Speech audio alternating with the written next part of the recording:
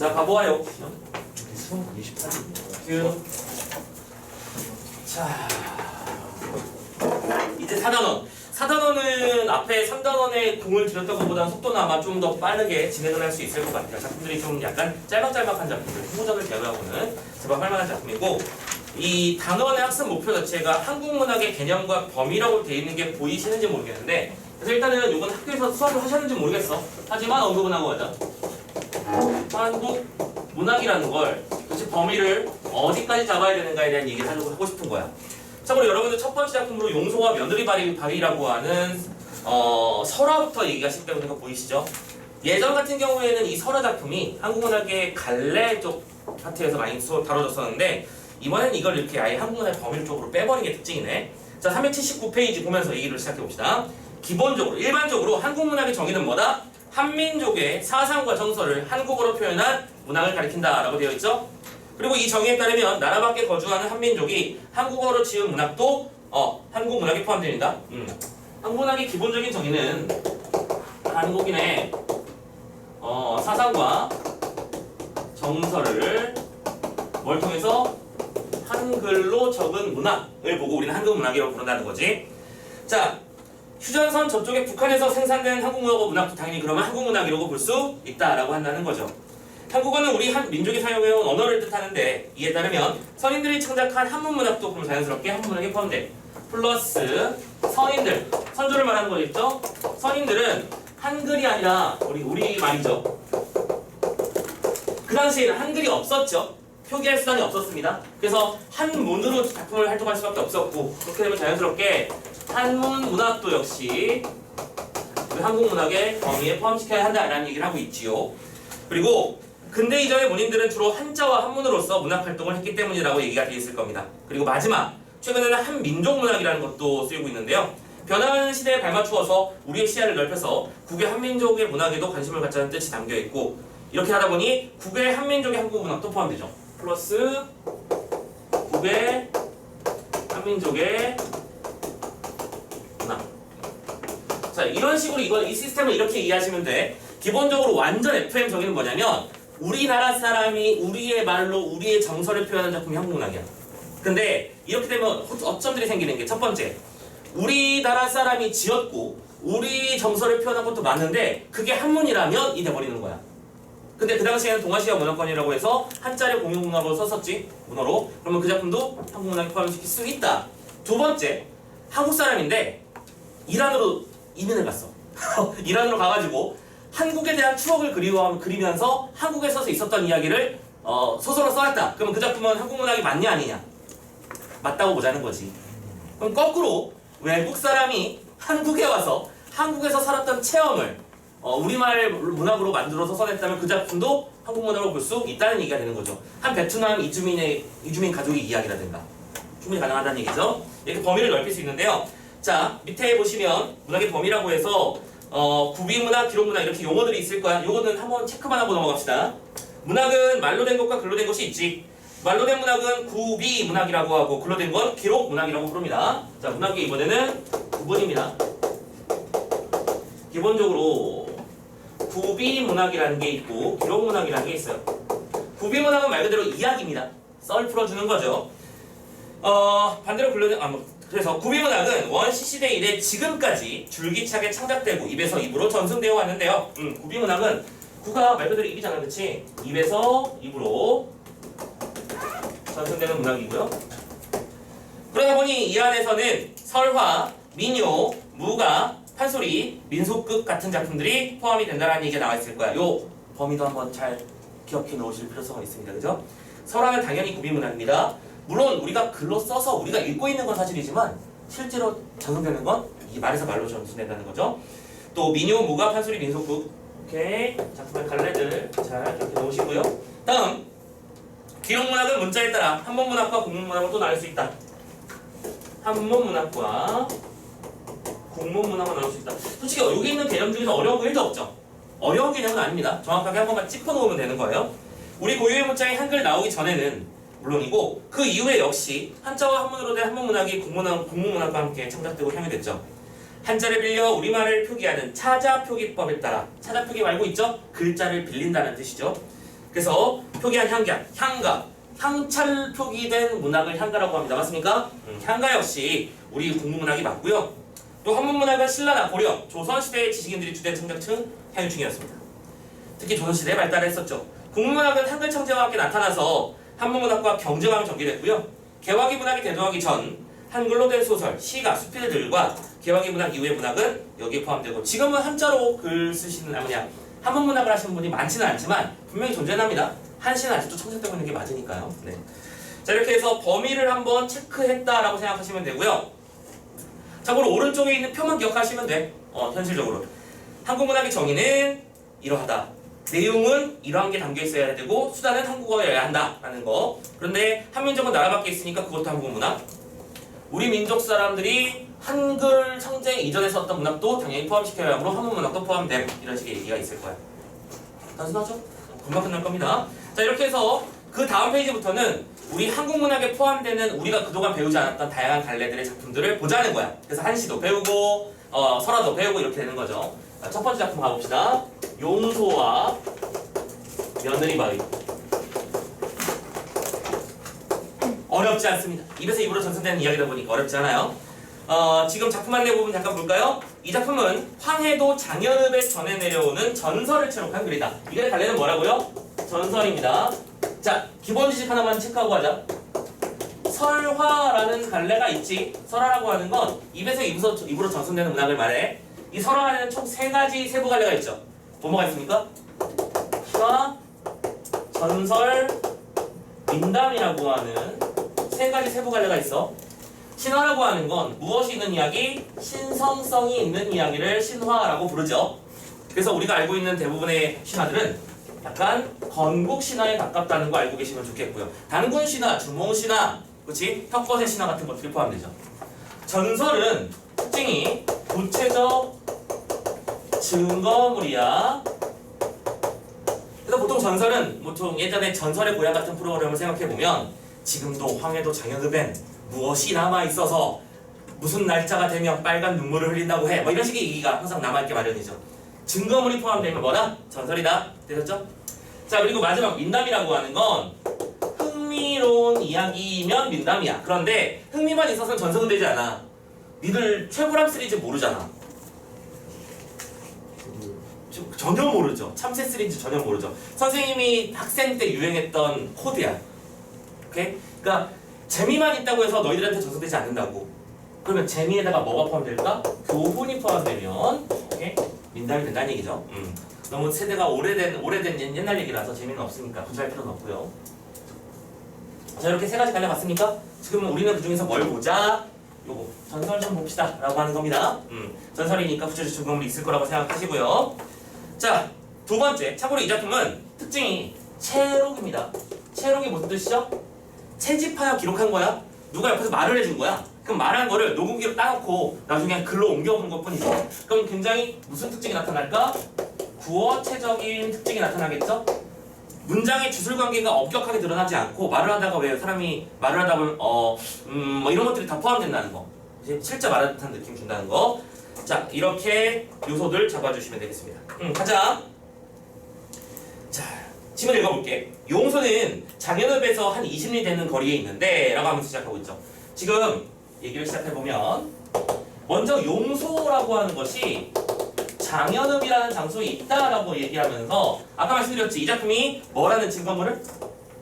전설이라는 증거물을 제시하면서 시작하고 있죠. 지금 내가 할 얘기는 저기 저 너머에 있는 용소라고 하는 소가 뭐예요? 연못이라는 뜻이잖아. 연못 얘기를 좀 해보려고 해 라고 하면서 시작한 거야. 거리에 있는데 장현읍에서 그 소도민으로 유명한 몽군포 타령이 있는 데거든. 그 몽군포 가는 길 옆에 그 인제는 이제라는 뜻입니다. 인제 한 두세 정도 가면 이런 느낌이에요.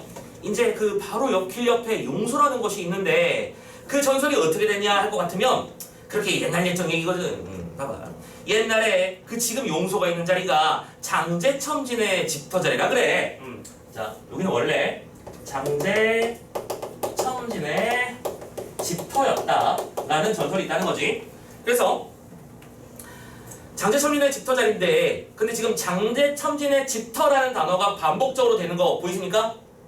이게 만약에 문어체였다면 절대로 이런 식으로 표현되지 않겠지? 근데 이거는 말을 하는 과정이기 때문에 우리가 말할 때는 중요한 건 강조하기 위해서 2번 이상 말하는 경우가 많잖아. 그런 현장이라고 생각하면 되겠습니다. 그래서 거기에서 그 영감이 수천석 하는 부자로 아주 잘 살고 거기다 좋은 집을 짓고서 있었는데 그 영감이 아주 깍쟁이, 그러니까 이 구두쇠죠.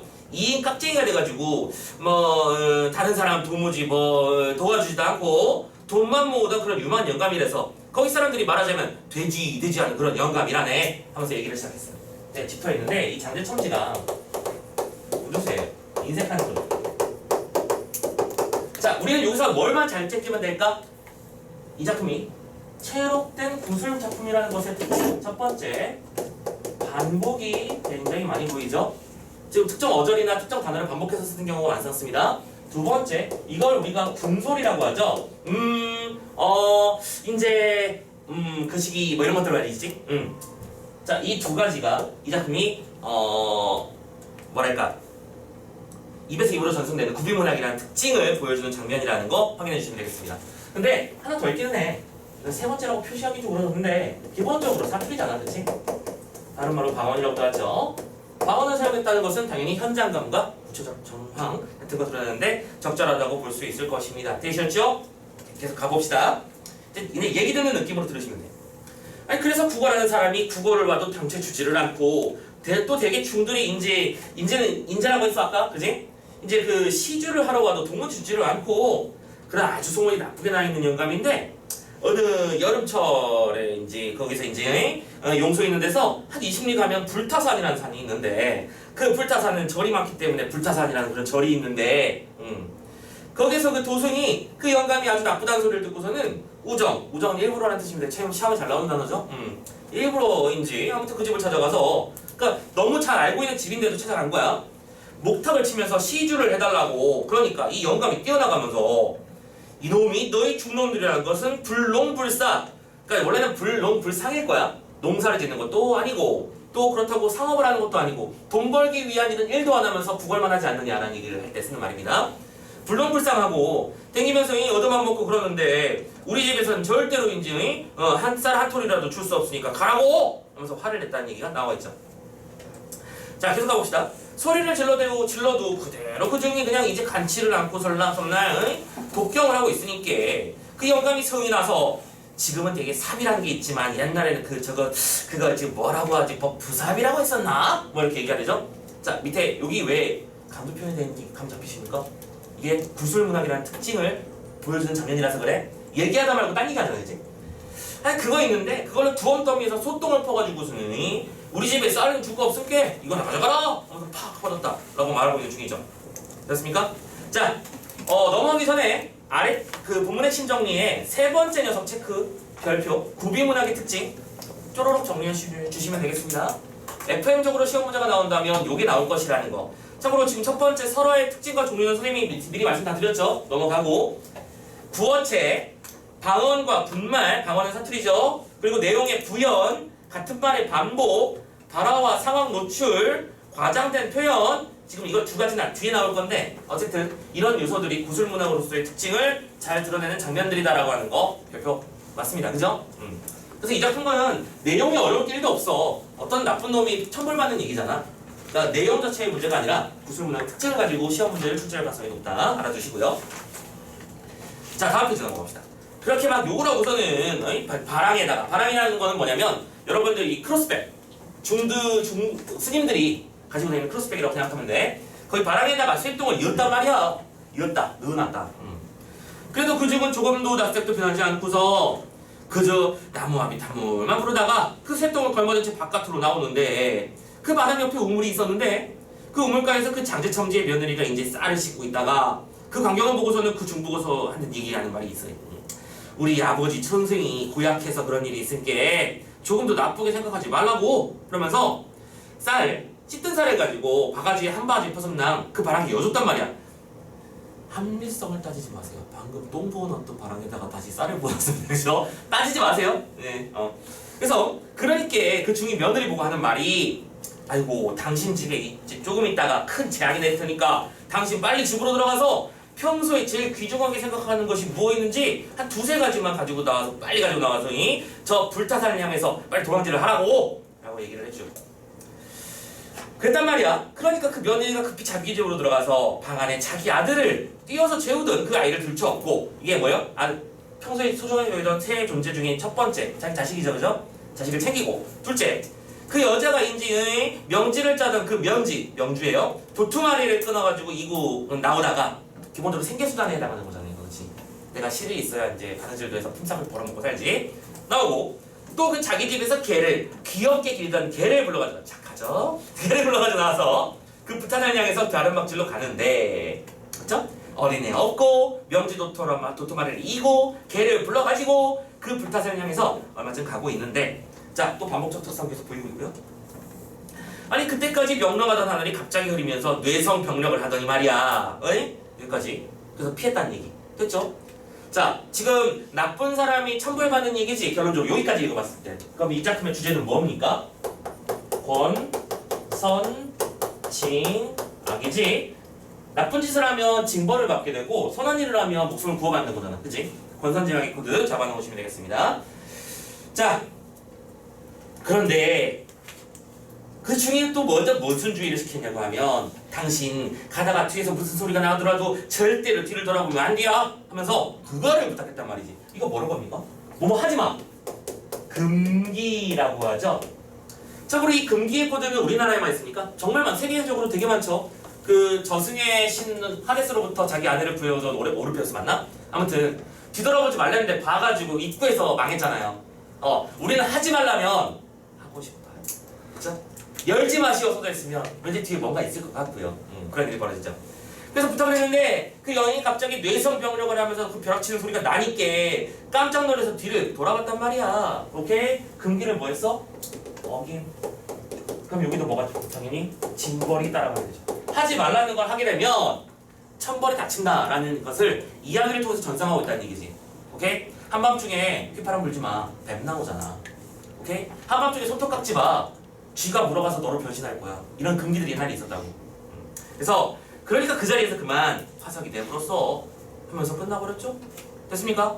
자, 다음 마지막 페이지까지 다 읽고 잠깐 정리하러 다시 돌아올 거예요. 아니 그 사람이 그만 화석이 되고 말았다는 게야.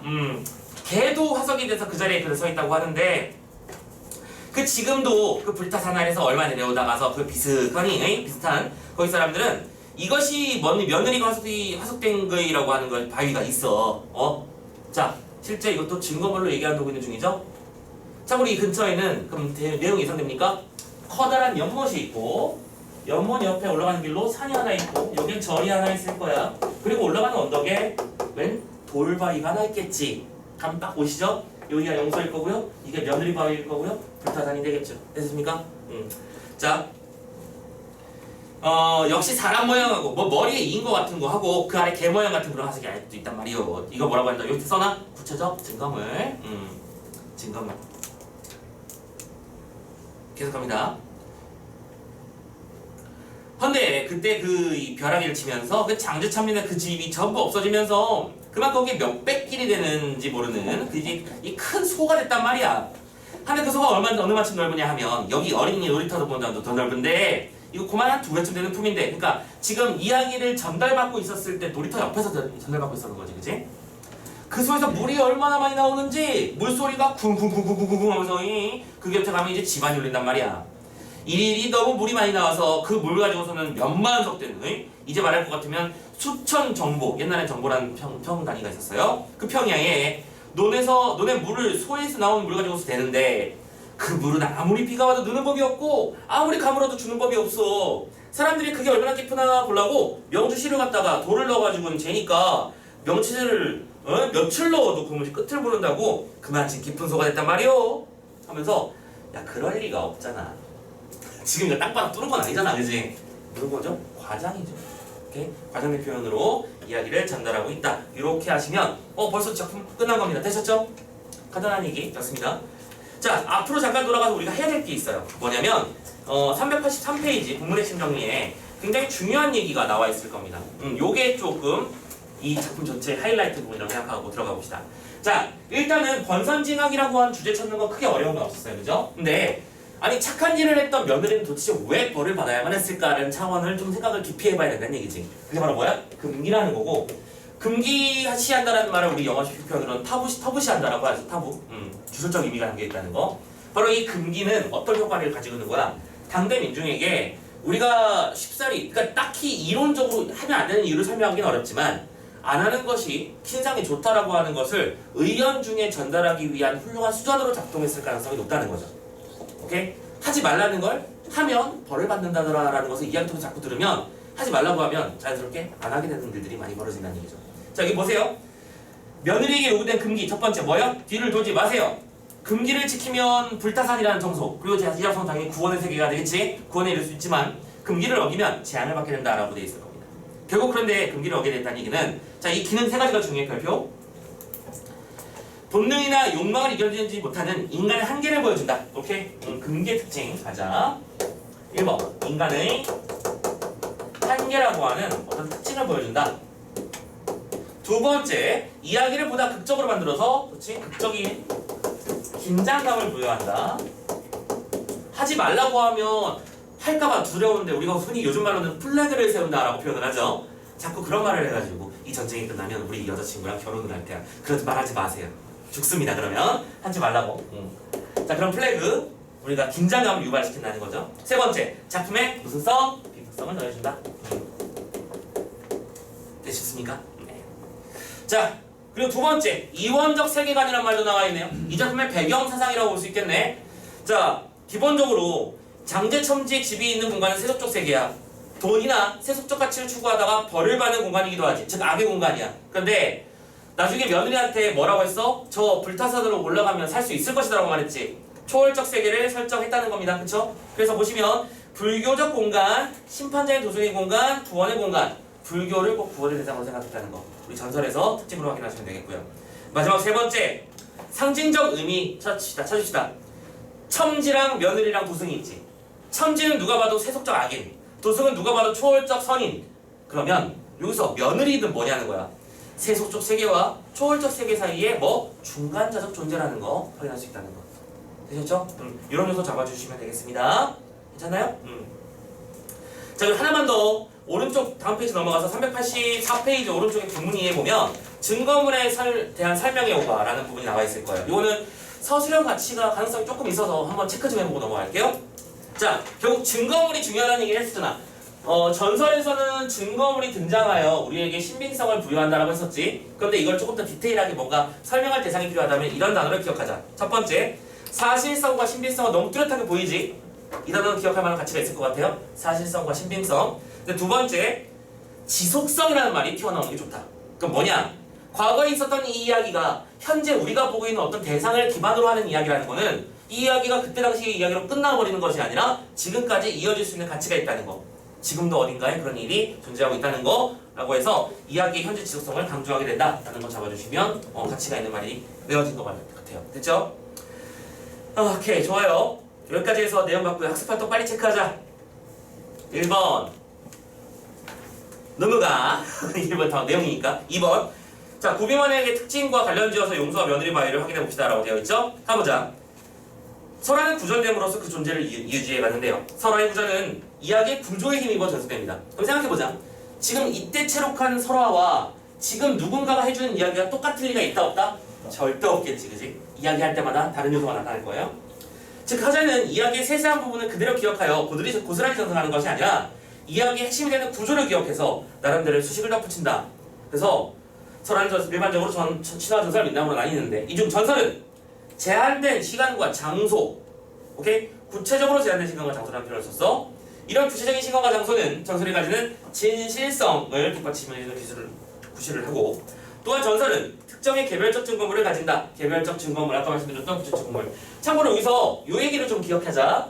이건 혹시 몰라서 얘기해 주는 거야. 쌤이 신화는 신성성이 있는 이야기를 했었지. 근데 이쪽도 증거물이 나와 있어요. 신화는 증거물은 존재해. 당장 나라가 존재했잖아, 건국신화에선. 그치? 그리고 그리스 로마 신화 생각해봐. 이카루스가 태양을 향해서 날다가 태양 마차를 훔쳤다가 너무 낮게 날았지. 그래서 떨어졌잖아. 낮게 날았을 때, 잠깐만, 이카루스는 그게 아닌데? 태양 마차 얘기하는 겁니다. 태양 마차가 너무 낮게 날았잖아. 참으로 너무 낮게 나는 바람에 태양이 너무 가까이 와버렸고 그 결과 사람들의 피부가 까매졌다라고 하는 얘기. 이티오피아 사람들, 그러니까 아프리카인들 있지? 아프리카인들의 피부가 까만색인 이유를 거기서 설명하게 돼. 왜 바다는 파란색인가? 왜 하늘도 파란색인가? 대지는 붉은 황토색을 띠고 있는가? 이런 식의 근원적인 얘기를 하는 경우가 많거든. 그래서 우리는 이걸 뭐라고 하냐면 보편적 증거학문이라고 불러. 인간은 왜 이런 모양새를 가지게 되었는가가 같은 근원적인 얘기를 하고 있다는 거야. 그치? 그런데 우리가 보는 소라는 이런 보편적이고 일반론적인 증거물이 아니라 좀 디테일한 증거물이라는 거야. 여기에 있는 이거라는 식으로요. 차이점 아시겠나? 그래서 여기서 어떤 단어를 썼다고요? 개별적 증거물이라는 말을 썼던 거야. 개별과 보편. 이 두 개 구분하실 수 있겠죠? 혹시 몰라서 말씀드립니다. 됐고. 이 바위에 관한 전설은 바위 일반을 증거물로 삼을 수도 없고, 그렇지? 왜 바위가 형성된다는 얘기하는 거 아닌가 이거는? 하지만 어느 곳에 있는 어떤 모양의 바위만이 증거물일 수 있지. 그리고 이 바위는 다른 바위와 구별될 수 있는 특징을 지니기에 화자가 늘 주목해왔거나 쉽사리 찾아낼 수 있는 것이라야 하고 그 생김새는 누구나 기이하게 생각하는 것일수록 유리하다라고 되어 있습니다. 되셨습니까? 오케이. 자, 1번 설화의 특징이 나타나 있는 요소. 기본적으로 그 뭐라고 하더라, 부섭이라고 하던가 하는 장면이 있었죠. 이 장면을 가지고 자기가 이해하는 방식으로 새롭게 다다라는 거 확인할 수 있었고요. 두 번째, 전설의 근거는요. 첫 번째, 황해도 장영군 장현읍이라고 하는 구체적인 장소와 며느리, 바위라고 하는 것, 용소라고 하는 구체적인 대상물이 존재한다는 것을 증거물로 볼 수 있다. 그러면 이 작품은 전설이다 라고 말할 수 있다는 거죠. 되셨습니까? 끝! 넘어갑시다. 자, 이번에는 바로 갈게요, 얘들아. 두 번째, 촉교화라고 해볼게요. 자, 최치원의 작품이죠. 최치원, 어떤 삶을 살았던 사람이죠? 잠깐만, 실학이라니. 실학은 아니야. 실학은 아니에요. 최치원이 뭐 하던 사람입니까? 뭐로 유명한 사람이에요? 신라 때 사람입니다. 그죠? 시로 유명한 사람 맞고요. 그러니까 시로 있겠지. 아니, 최치원과 관련된 유명한 일화 몰라? 육두품. 맞아, 육두품. 왜? 그 얘기가 왜 중요해? 이 작품을 이해하려면 그 얘기를 알고 있어야 돼. 최치원은 뛰어난 능력을 가진 인재였어. 그래서 중국 당나라에 빈공과에 응시를 했었지. 빈공과가 뭐냐면 중국에서도 재외국인 동포를 위한 과거 시점 시험제도가 있었단 말이야. 거기 합격해가지고 중국에서 관리 생활하다가 다시 신라로 넘어온 거야. 됐지? 그런데 문제는 신라에서 당시 무슨 제도가 있었다? 육두품 제도가 있었어. 내 선조가 계급이 뭐냐에 따라서 나의 계급도 정해져 있는 거야. 내가 아무리 잘나도 세상 사람들은 나를 인정해주지 않아. 됐지? 오케이. 그럼 정리. 치원이라는 단어가 튀어나오면 자신의 실력을 알아주지 않는 세상에 대한 원한과 한탕이 담길 수밖에 없다는 거 잡을 수 있다는 거지. 감 잡혔나요? 자, 촉규화라고 하는 작품 역시 한시입니다. 참고로 이 한시는 왜 보는 걸까? 아까도 말씀드렸지? 한국문화의 특징에 대해서 서술하는 부분이라서 그런 거야. 자, 한시니까 기본적인 거. 잠깐만, 요 단어 학교에서 수업은 하셨니? 오늘 했음? 혹시 뭐 절구, 율시, 배율 이런 말 하시든가? 그런 단어가 들려온 것 같은 느낌이 있었다. 혹시? 세상에. 알았어요, 네. 아니, 그냥 틀어놓고 뒤에 단어만 들어줘. 그것만 부탁하자, 좀 제발. 아니, 뭘 했는지 알아야 될 거 아니야, 좀. 한시는 기본적으로 갈래를 구분하는 방식이 있어요. 혹시 모르니까 할게요. 한 행에 지금 우리는 한자 부분을 보는 거예요. 오케이? 한자가 몇 글자인지에 따라서 4원, 5원, 7원 이렇게 불러요. 지금 한자 부분만 보세요. 한 행에다가 몇 글자씩 돼 있니? 한자로 5개씩 돼 있지? 그러니까 5원이라고 부르는 거야. 됐죠? 두 번째, 절구, 율시, 배율이라는 표현이 있는데요. 절구는 4줄, 율시는 8줄, 배율은 12줄 이상일 때 부르는 표현입니다. 지금 이건 총 몇 줄짜리로 돼 있어? 하나, 둘, 셋, 넷, 다섯, 여섯, 일곱, 8줄인 거 보이지? 율시지? 됐냐? 그래서 이 작품은 뭐라고 부른다? 5원 율시의 한시다라고 부른다는 거야. 이거는 기억해 놓으시고요. 그러니까 우리가 배운 작품이니까 이 정도는 알아두자. 기본적으로 율시 같은 경우에는 원래 그 아문이나 이런 것들을 맞춰야 되는 건데 우리는 지금 한자를 공부하는 게 아니고 내용적 측면을 공부하는 거야. 그러니까 이 부분은 그냥 이런 특징이 있구나만 잡아주시고 주제는 이미 알고 시작하는 겁니다. 그쵸? 자, 내용적 측면에서 어떻게 얘기를 했는지 살펴봅시다. 가보자. 거친 밭, 언덕, 쓸쓸한 곳에 라고 했었지? 밭이 있는데 언덕이 있고요. 거칠어요. 쓸쓸해요. 딱 봐도 부정적 의미의 공간인 거 보이시죠? 오케이, 그곳에 탐스러운 꽃송이 가지 눌렀네 라고 되지. 근데 여기에 탐스러운 꽃송이가 있어. 자, 이건 네모를 치고요. 이거는 긍정적 존재야. 그러니까 쉽게 말하자면 똥밭에 구르고 있는 진주 목걸이 같은 느낌인 거야. 오케이? 이렇게 너무 좋은 존재가 있어. 근데 이거는 이렇게 하자. 참고로 이 작품은 1번 진짜로 그러한 대상을 보고 있는 걸 수도 있어. 어떤 특정 대상. 근데 우리는 2번 뜻으로 더 많이 봐. 2번 자신을 비유한 표현. 내 상황이 어떤 상황이야? 내가 아무리 유학파 출신이라니까? 유학파 출신으로 생각해봐. 내가 이거 요즘 식으로 번역해보자면 미국에 가서 뭐 정책과장까지 하다가, 그치? 미국 FBI 정책과장까지 하다가 서울에 왔는데 너 출신의 아버지가 북한 사람이 있어. 넌 채용할 수 없어. 이렇게 해서 채용 못하고 맨날 백수놀이 하고 있는 상황이라는 거야. 오케이? 자, 그런 상황이니까 자기 자신을 비유한 거라고 볼 수 있겠지? 이런 척박한 땅에 예쁜 꽃송이가 폈다고요? 매화비 그쳐 향기 날리고 보리 바람에 그림자 흔들리네 라고 돼 있지. 자, 매화비와 보리 바람. 일단은 이 두 개의 소재는 기본적으로 그 당시의 배경을 설정해주는 장면이라고 생각하시면 되고요. 그렇죠? 배경은 기본적으로 지금 일반적으로 매화가 피는 계절, 늦봄에서 초여름 사이, 그치? 오케이, 딱 그 타이밍이라고 생각하면 되고, 후각이나 촉각적 상황, 심상을 동원해서 현재의 분위기를 설정해주고 있는 거지. 문제 없죠? 여기까지? 계속. 잠깐만, 이거 1번 뜻 잠깐만 읽어봐야 돼. 자, 오른쪽 이거는 근데 이것도 혹시 있을 수 있으니까 하자. 오른쪽 시어 시코풀이 잠깐만 따라오세요. 1번 부분 봅시다. 근데 이 매화비와 보리바람을 이렇게 보는 것도 또 가능하다는 거야. 매화비는 매실이 있는 6, 7월에 내리는 비고, 보리바람은 보리를 스치는 초여름에 흐르는 바람을 뜻해. 그러므로 촉규와의 아름다움을 잘 보여주는 풍경인데, 여기서 이 향기 자체를 화자의 완숙한 학문적 경지를 의미한다고 생각하는 거야. 자, 매화비나 보리바람, 이거를 이 화자라고 보았을 때 완숙의 경지, 반숙도 아니고 완숙이 되죠? 완벽하게 농익었다는 얘기죠. 실력이요. 그래서 이렇게 설명해 주는 거야. 자, 내가 있는 땅은 너무 척박하고 외로운 땅이고 쓸쓸한 땅이야. 하지만 여기 피어난 이 꽃은 너무나 아름다운 존재고 너무나 탐스러운 존재이며 너무나 끝내주는 존재야.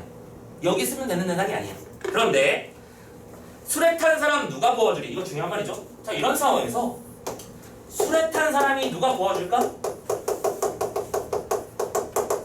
그럼 이거는 수레를 타고 다니는 사람이니까 쉽게 말하면 요즘 말로 번역하면 기사 데리고 다니는 사람이야.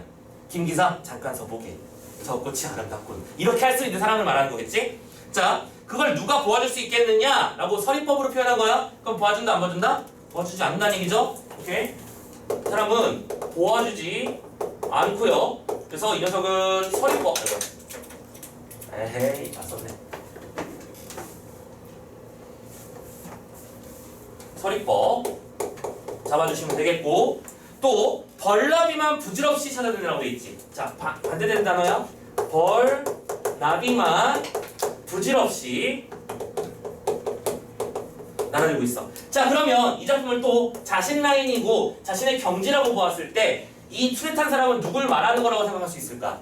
자신을 뽑아줄 수 있는 권력자들을 말하는 거겠지. 오케이? 유력 인사들이야. 대통령, 왕이라든가 그 다음에 높은 권리는 재상들이 나를 찾아오지 않아. 왜냐면 이쪽은 너무 척박한 땅이라서. 됐지? 그럼 대신에 이거는 뭔가 이걸 뭐라고 표현해야 될까? 벌나비를 이걸 그냥 큰 도움이 되지 않는 사람. 오케이? 나는 빌 게이츠가 되고 싶은데 저기 그 직원 3명 데리고 있는 중소기업 사장님이 와서 자네 우리 회사에 와서 회계 좀 보면 보지 않겠나? 이러고 있는 거야. 그죠? 내 능력은 이게 아닌데. 그러고 하는 거겠죠? 이러면서 마지막 장면에서 뭐라 불러? 천안 땅에 태어난 것 스스로 부끄러워라고 하고 있지. 오케이? 그래서 이 결과 천안 땅에 태어난 것을 스스로 부끄러움을 여긴다. 자신의 상황에 대한 뭐가 되는 것이냐? 한탄이 되는 것이죠. 자신의 태어난 상황을 한탄하고 그리고 나서 사람들에게 버림받아도 참고 견디네. 자, 키워드는 버림받았다는 얘기야. 천안 땅에 태어나다 보니 나는 버림받음 이라는 얘기를 하면서 자신의 신세를 한탄하고 안타까워하고 슬퍼하고 괴로워하고 있는 것을 생각할 수 있겠어요. 됐죠? 자, 그러면 결국 이 작품은 촉교화라고 하는 꽃의 이야기를 통해 자신의 쓰임을 올바르게 받지 못하고 있는 억울한 상태에 처해 있는 자신의 모습을 비유한 시로구나 라고 생각할 수 있겠지? 되셨습니까? 자, 잘 생각해. 이 작품은 한국 사람이 지은 작품 맞죠? 한국인의 정서를 지은 거 맞죠? 우리나라에 없기 때문에 나타나는 상황입니다. 하지만 한문이에요. 그럼 이 작품은 한국 문학이 맞느냐 아니냐? 맞다 이거지. 그렇지? 확인해 주시고요. 자, 그리고 몇 가지 추가적인 얘기를 좀 해야 됩니다. 이 작품은 지금 오원 윤씨라고 했었지? 윤씨라는 게 총 8행이잖아. 하나, 둘, 셋, 넷, 다섯, 여섯, 일곱, 여덟을 봤을 때 기본적으로 한시 형식적 측면 혹시 모르니까 말씀드립니다. 이 녀석들을 두 단장씩 찢어주세요. 오케이? 그래서 이거를 진짜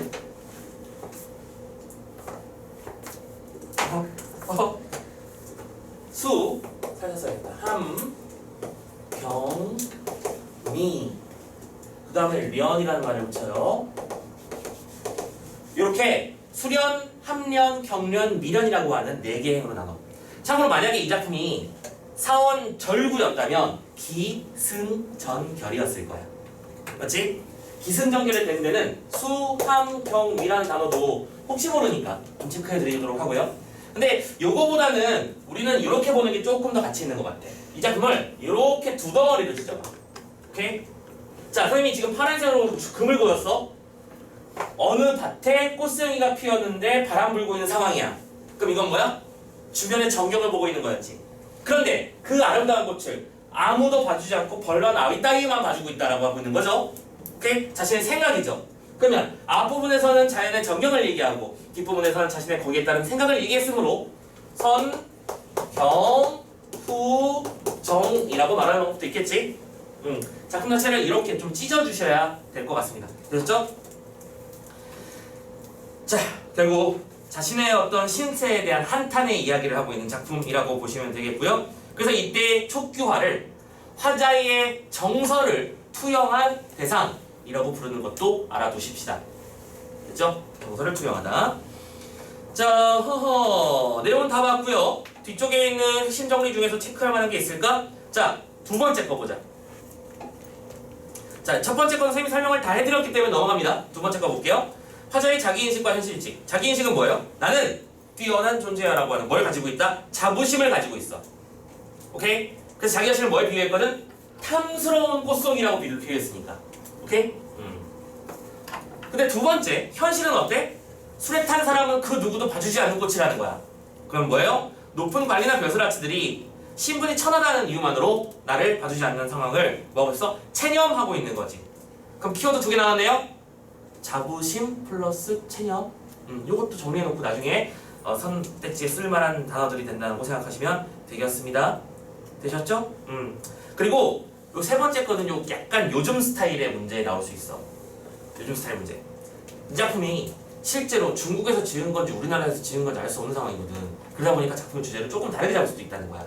자, 가볼게. 만약에 이 작품이 당나라 때 쓴 작품이라면 술에 탄 사람은 고위관료, 천안 땅이라고 하는 건 신라, 즉 자신이 신라인 출신이라고 하는 이유 때문에 특정 계급 이상 올라가지 못했던 한계를 말하는 것일 수 있겠구나 생각할 수 있겠지. 그거 되게 당연한 얘기 아니니? 근데 우리나라는 정말 좋은 나라잖아.